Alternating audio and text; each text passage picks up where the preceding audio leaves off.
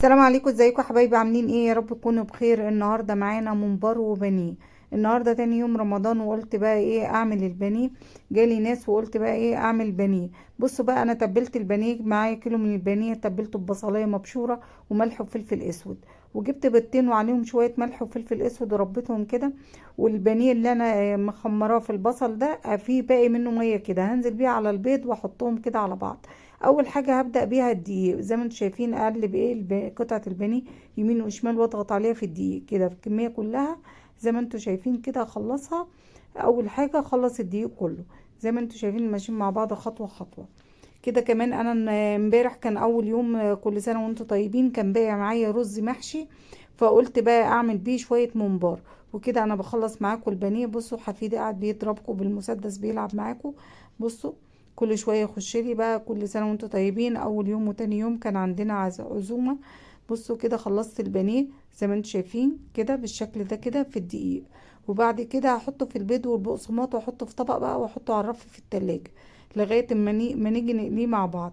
كده ماشيين مع بعض خطوه خطوه. كده اخلص بقى ايه البقسماط في البيض والبقسماط كده بالشكل ده كده زي ما انتوا شايفين. جبت انا بقى الممبار وغسلته بالدقيق والليمون والملح، غسلته كويس وايه ونضفته وصفيته وهنعمله مع بعض دلوقتي. وانا كنت ايه بقول لكم باقي معايا رز محشي حطاه على الرف في التلاجة لتاني يوم، على اساس ان انا هعمل الممبار مع البانيه ونقضي تاني يوم من رمضان. بصوا بقى البانيه كده. بصوا انا ايه كل شويه مبطئه معاكم. حفيدي بيلعب تحت رجليا كده وعمال رايح جاي وماشيين مع بعض اهو خطوه خطوه. وجبت بقى حله على النار وحطيت فيها شويه ملح وفلفل اسود وقطعت بصلايه. وجبت بقى الرز اللي كان باقي عندي بتاع المحشي كده والممبار والبانيه خلاص كده هتحط على الرف. والممبار اهو قطعته ونضفته وهحشيه بالشكل ده كده شايفين. والمية على النار وكده. بصوا بفردها كده الممبرايه كده ما بتاخدش رز كتير. وكده المية غليت معايا وهبدأ اسقط بقى الممبار كله بالشكل ده كده. كده ياخد بقى ايه غلوة واروح موطية عليه البوتاجاز. وبعد شوية بقى نشوفه مع بعض بعد ما يستوي هنقلي بقى ايه الممبار والبانيه بتاعنا ده. بصوا كده بقى احط شوية زيت وهبدأ بالممبار بالبانيه الاول زي ما انتم شايفين. شايفين الكفر بتاع البانيه بتاعنا عامل ازاي؟ بصوا بقى، كان جاي لي ناس والناس ديت ما جاتش، فقلت بقى اشيل الباقي في الفريزر. زي ما انتم شايفين انا شلت الباقي.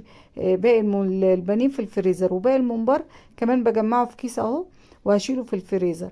وكده بقى انا عملت ممبار وعملت بانيه والباقي كمان نفع في الفريزر. وكده بصوا الوصفه بتاعتي البانيه والممبار. لو عجبكم الفيديو حطوا لي لايك ومتابعه عشان يوصل لكم كل جديد. وكده بصوا اتفضلوا معانا وكل سنه وانتم طيبين، والسلام عليكم ورحمه الله وبركاته.